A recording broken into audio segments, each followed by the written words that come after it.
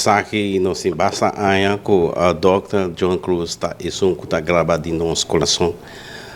Então, daqui na mídia, nós só tá tendo saki plano de nosso coração. Então, aui para tá uma surpresa que nós chega para nós poder descer o que nós só tá tem.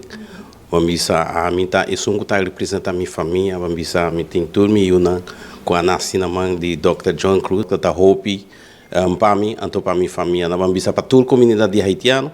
Para tudo rende, vamos dizer não para haitiano, só está para tudo rende, compreende? Então pensei chega aqui para nós poder felicitar e honorar Dr. John Cruz para seu trabalho de comunidade. Vamos dizer, está onde é meu não, que tem na Aruba, John Cruz, tá isso que está tomando tempo para o paciente, então ele não está lá cariba placa. Não está o água, bisa que pode render para o bisa tá ganha aqui que tá, pero a mim está viva o que o John Cruz está fazendo, anto come, anto que o rende, passou sempre está tomando tempo, anto para examinar, anto o que está mais apreciado de John Cruz, anto tem dia que está chega e não está dando pílula, anto está pensando que lançar a mensagem aqui da comunidade, vamos bisa para o governo, para o doutor, que passou ora mais chega, anto ela consultar-me.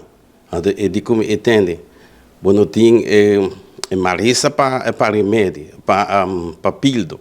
Então, bambisa que botem que buscar erva, passou está que está bambisa está orientado de diferente parte. Que mesmo está que está chegando, bisabo entende que botem é paracetamol não. E doctor está tomando tempo.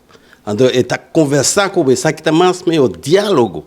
Então, olha para dialogar com o paciente, então você capta o que está passando dentro do paciente, o que está, então você tem que dar, então para resultar algo sério de sua vida. Então, eu não tenho palavra para me honorar Dr. John Cruz, me está roupa e lamentar, então que Dr. John Cruz não tem espaço, puesto, um coordenador de ministro de salubridade. Então, passou o doutor aqui, e me está dando puesto, passou, e tem um professor para dirigir nos jovens. Então, Dr. Cruz nos apreciava, e me está esperando que Deus bendicionava, e a que está vindo para a porta onde a pessoa de meio de nós ministros, então, que por aconselhar